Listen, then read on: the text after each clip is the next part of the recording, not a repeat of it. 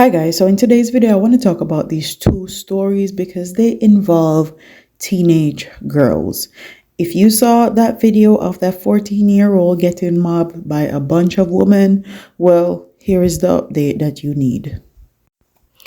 A 52-year-old Clarendon woman is among 6 females taken into police custody in connection with the brutal December 30th beating of a 14-year-old girl along Holland Street in the parish. And them claim say this generation bad, and them wonder where this generation get the badness from. 52 years old. You can be a grandmom, but yet you're on video beating someone's child. According to the police, a 15-year-old is also among the alleged attackers to be charged in the incident. Police say the battered 14-year-old girl who received several head injuries remains admitted in serious condition. It is unclear what spurred the incident. In a statement on Tuesday, the Child Protection and Family Service Agency said the agency was investigating the matter. That stands ready to provide the necessary support to the child and her family in keeping with our mandate. The almost minute-long video of the near-deadly daylight brawl has been making its rounds on social media platforms. The video showed the teen pinned against the wall while several females applied blows and kicks to her body. Another woman walked in with an object and started hitting the girl in the head, after which she was dragged to the ground by another woman. Plaits of braids were also viciously plucked from the girl's head. While on the ground, the beating continued, while a voice in the background shouted, "No kill him, no kill him." The incident is a bitter and gloomy case of deja vu, as several social media users have likened the incident to the November 2020 near-death tragedy in which 17-year-old Kaylin Dowie was allegedly ganged up on and beaten by a group of women at a party in Papine, St. Andrew. After a dreaded 18-month-long hospital stay and several surgeries, Dowie family had reportedly a mounting hospital bill for more than $40 million. The defendants in Dowie's case are set to return to court on February 20 of 2024. Althea Grant Francis, counseling psychologist, told The Gleaner she was moved by the incident and cited the negative influences of adults among contributing factors to the increase of violent conflicts among teens. More and more teenagers are getting into serious fights, and even adults are getting involved instead of discouraging it. In teens, engaging in violent conflicts may stem from a combination of factors, including societal pressures, lack of effective communication skills, the negative influence of adults who should be guiding them towards peaceful resolution, she said.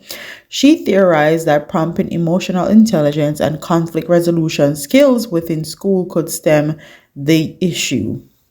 And if you listen to my commentary video yesterday where the Jamaican woman is wanted for allegedly killing her husband, I talk about actually putting conflict resolution back into Jamaica's school system and having it been a part again of our school system, because it was once in there. We learned conflict resolution in social studies.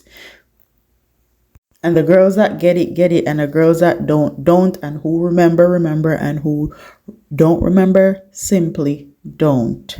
Adolescents often struggle with impulse control and emotional regulation.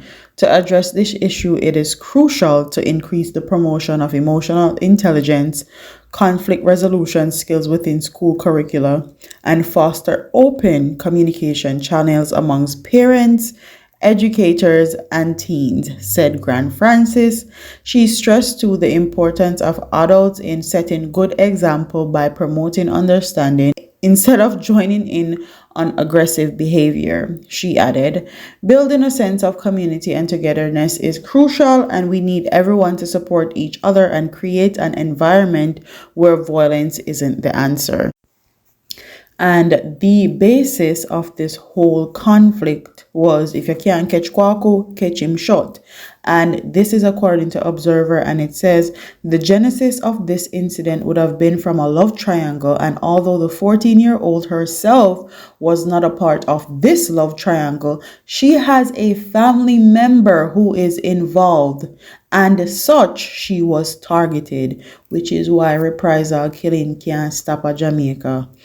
Actions like these are despicable, and it can't be that grown persons who are supposed to be setting examples for the younger ones are the persons that are involved in beating a child. They are in custody, and I hope that they get their just due. I hope they spend a long time in jail, and I really wish that Jamaica would bring back hard labor, because if Jamaica had hard labor still involved in our judicial system, a lot of these things wouldn't happen. A lot of people would be scared to go to jail. A lot of people would be scared to put their hands on other people's children.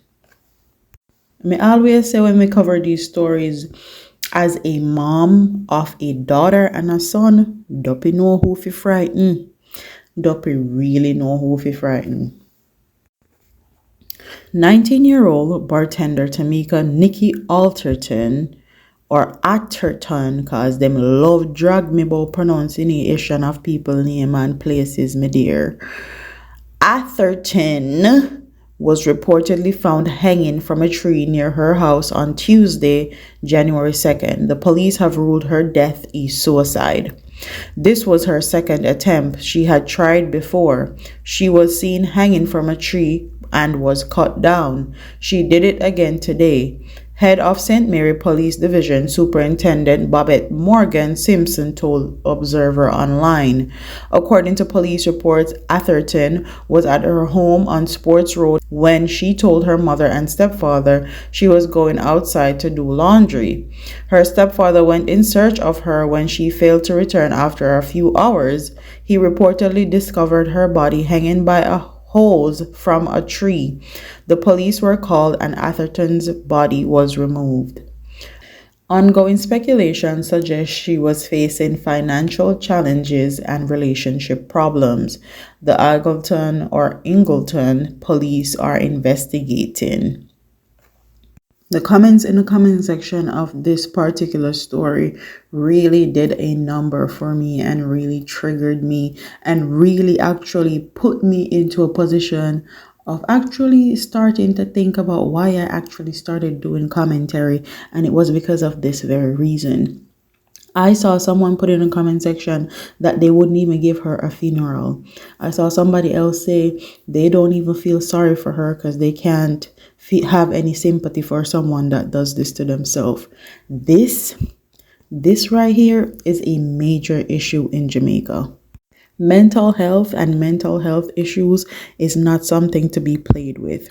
And a lot of people don't have any sympathy or feel like because they went through hard times and they toughed it out and they made it through, that they don't have the same sympathy for others that can't tough it out and make it through. But know that not everyone is made like you. Not everyone have the same life experience as you. Not everyone have the same mentality like you. Not everyone have the same family as you.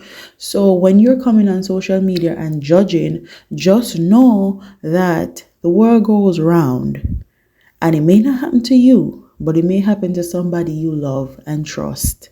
So the comments that you are making might not directly affect you, but they might directly affect your family, your kids, your friends, or somebody you know. So be careful, because karma is and it don't miss. Okay? With that being said, I feel like there needs to be more mental help for people in Jamaica. And I feel like talking about mental health needs to be talked about more openly in our culture. People on social media alone can't do it.